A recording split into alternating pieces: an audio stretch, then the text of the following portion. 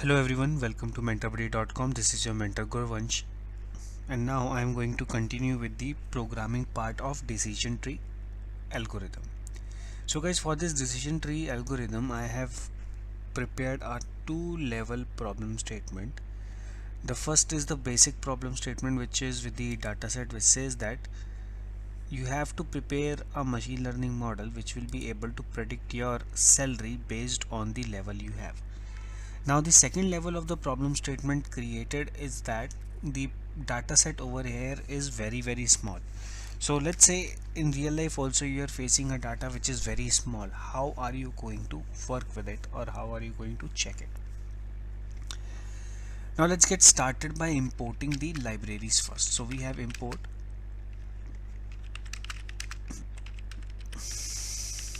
the libraries.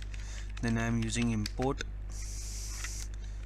numpy as np, import pandas as pd, import matplotlib dot pyplot as plt. So once these libraries are imported, our next job is to import the data set. Now the data set name over here is decision tree CSV. So here I'm going to write df is equal to pd dot read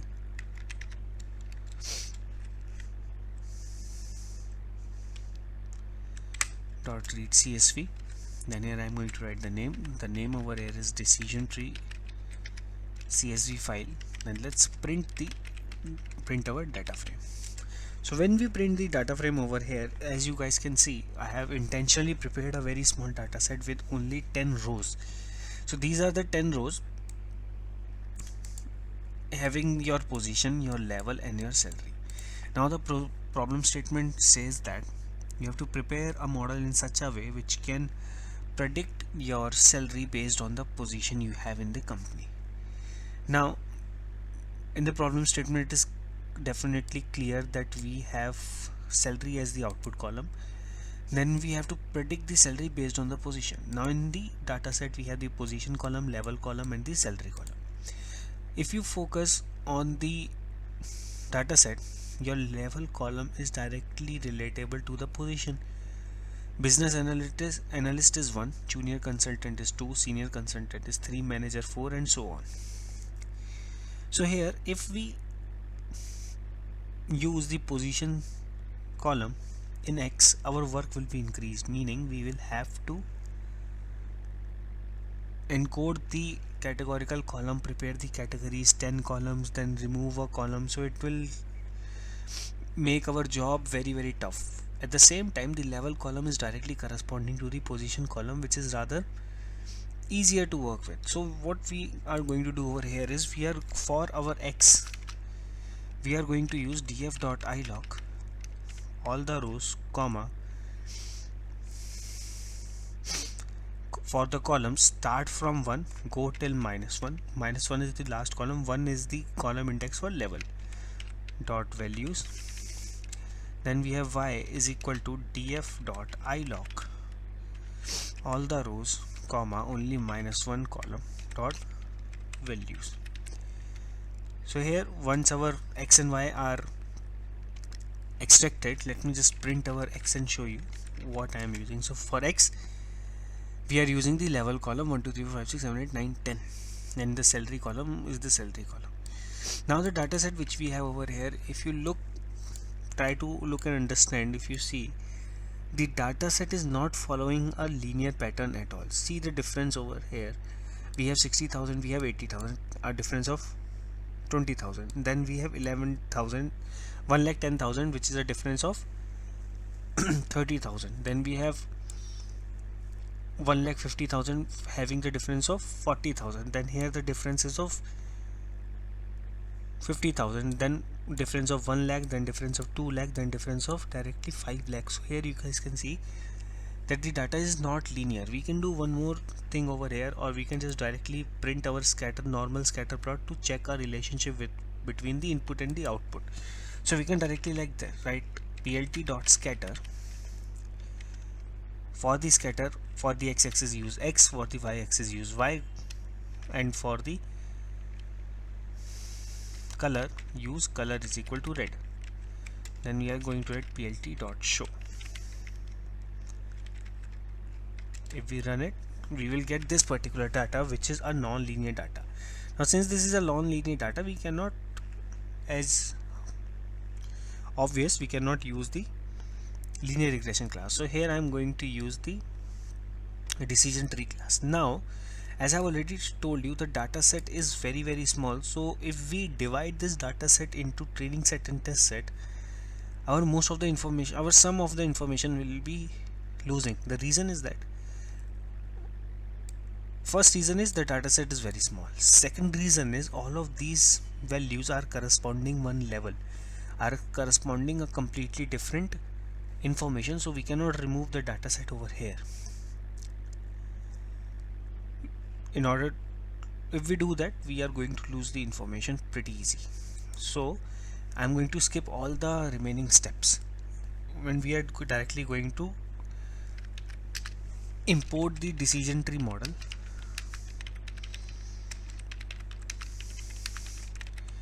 and train it. So here I am going to use the complete x and y. So here I am going to write from sklearn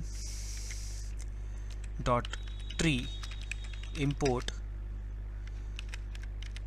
decision tree algorithm, decision tree regressor we are using over here. So here I am going to write DTR, the object is decision tree algorithm. Now guys, this decision tree algorithm, what it does is that in this starting, it uses the random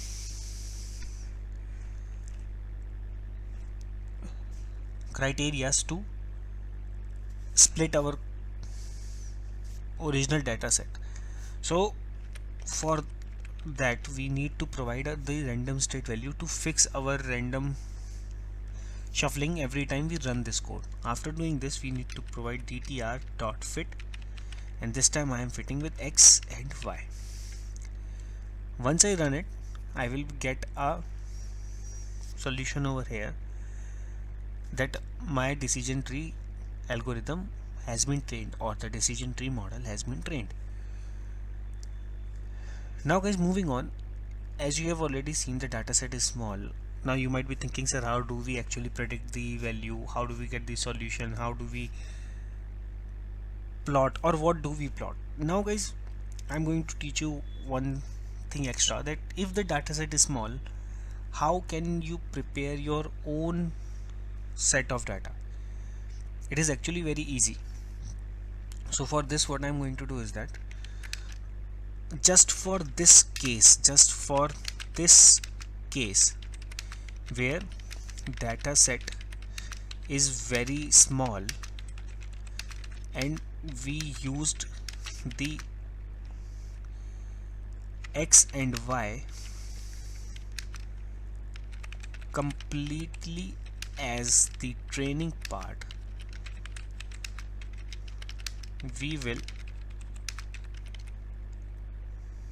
prepare our own data. Now the data you prepare for the testing phase should follow the same sequence we have over here. Now if you look over to the x, all of the values are in their single brackets, and then we have bigger brackets to enclose them. Here also I'm going to prepare a very small numpy array. Let's say I am creating an array for C. So here I'm going to write np.array. For this array, first of all, I have bigger brackets and then we have smaller brackets for the smaller values. So let me give 4.5 comma, in another square bracket let me give 6.5. So I'm just taking these middle values and I will explain the reason why I am doing this. Okay, so once this particular small numpy array is created, let me print it and show you how does it exactly looks. So it looks like this. It looks exactly the same like our x, but the only difference is the number of rows are different. The pattern should be the same. So if, let's say, if in your different data set, you have multiple columns in X. Let's say you have 2 columns, 3 columns. What you are going to do, for every row you will provide the same value. So let's say you have 2 columns, so in first row you will provide 2 values like 4.5, 5.5. so this will become 2 columns. For the second row, what you are going to do, 6.5 comma 2.5, meaning these smaller inner square brackets are representing individual rows. If you want values in the columns, you are just going to provide a comma, then you will get multiple column values. Once this data is prepared, I am going to use this C to predict 2 values. Why I am doing this for only 2 values? Because now for this dataset we will have to calculate the error manually. We will have to check for the errors manually. So here I am going to write y prediction is equal to DTR dot predict with C. DTR dot predict with C. Then we are just going to simply print our y pred. Now when I say that we have to do it manually, what do I actually mean? So if you look at the original data set, for the value 4 we have 80,000 as the answer. For the value 6 we have 1,50,000 as the answer. Now the value which I took was 4.5. so according to us, if we calculate manually, for level 4.5 I should get around 95,000. so 80,000 plus 1,10,000 should be 1,90,000. If you take the average of it, it will be around 95,000 to get the correct answer. Here we are getting 80,000 as the answer. The same way for 6.5, if you take the middle value of 6 and 7, 6.5, the middle value of 1,50,000 and 2 lakh should be 1,75,000, which is not coming over here. Here this shows that our decision tree algorithm is not able to comprehend this small data. This shows the limitation of decision tree algorithm or any other normal algorithm where it does not works with a very small data set. Now we have 2 ways to solve this problem. One way is to increase the data set.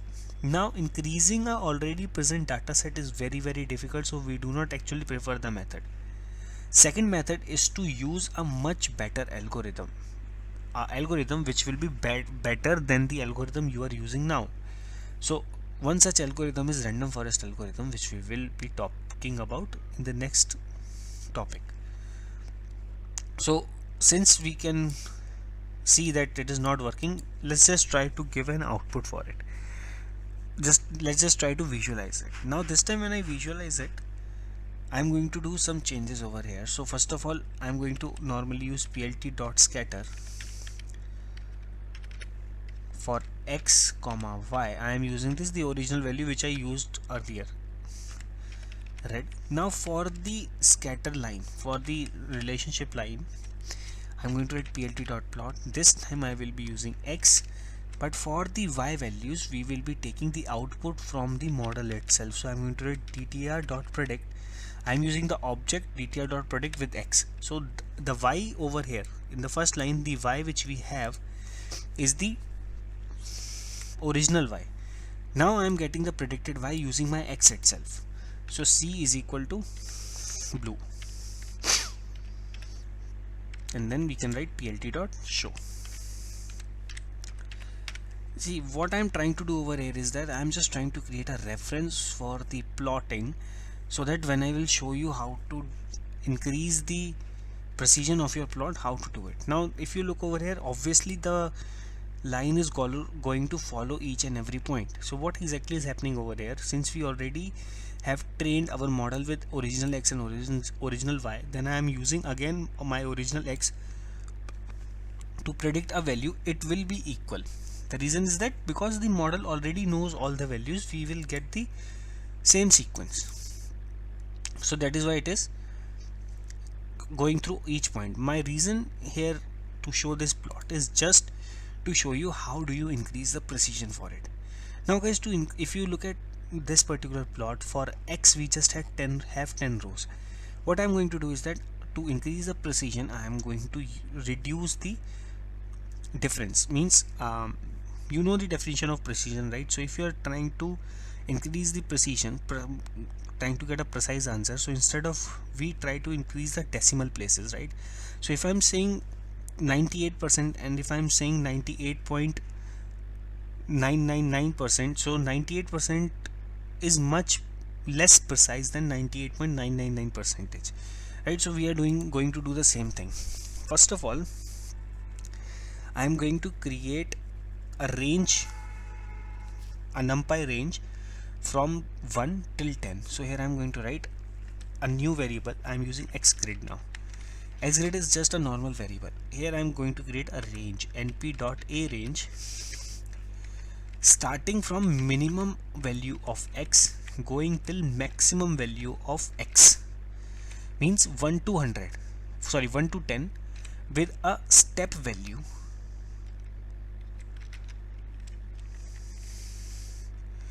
with a change of 0.01. so this a range, if you press shift and tab, it will give you the help. So it says starting value, stop value, comma the step value. So if I maximize it, it will say start number optional, start of the interval, from where are you going to start. This time our case is minimum of x. What is the minimum of x? Is 1, right? Then we give the stop value, which is the maximum of x. In our case it is 10. Then we provide the step value. How are you trying to change the range? So if you print it now, print xgrid,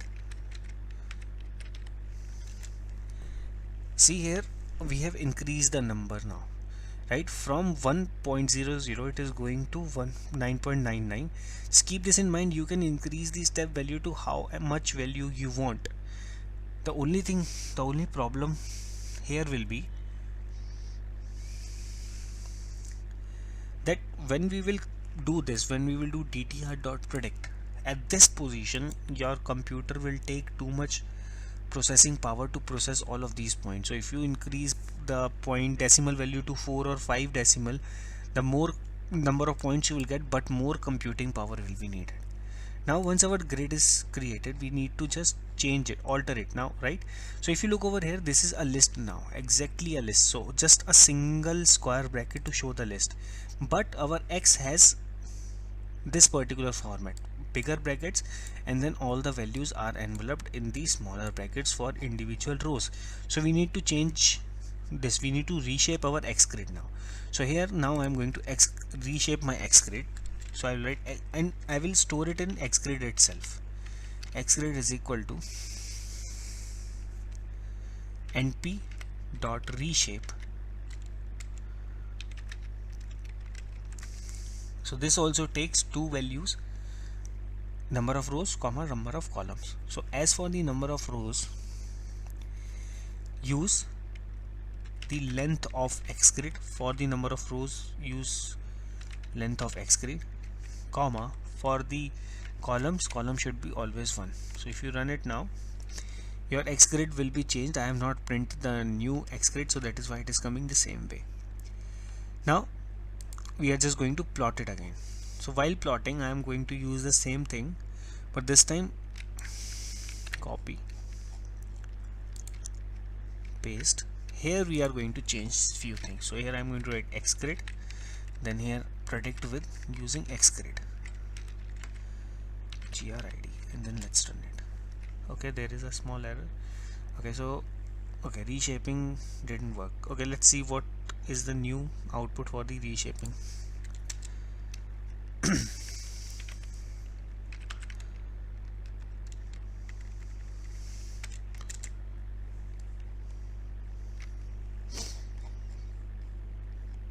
Okay, we'll insert a cell above, and let's see, print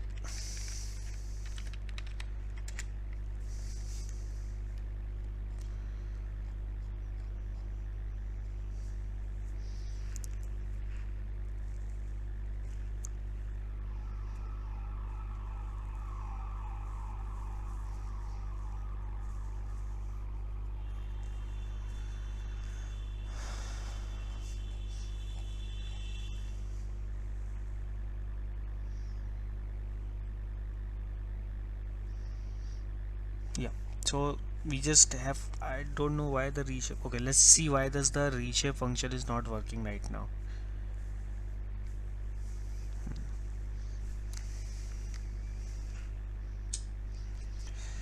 So reshape takes two values, row and index values. This value we have given correct, but we need to check why the function is not working.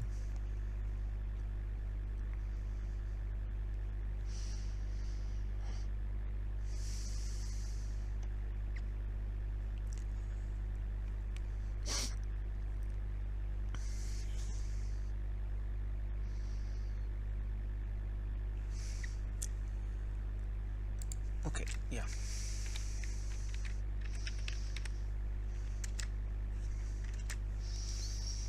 Okay, now it will work. Did a typo, instead of writing x grid I wrote np.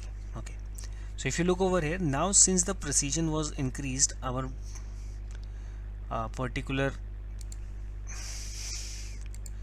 model got,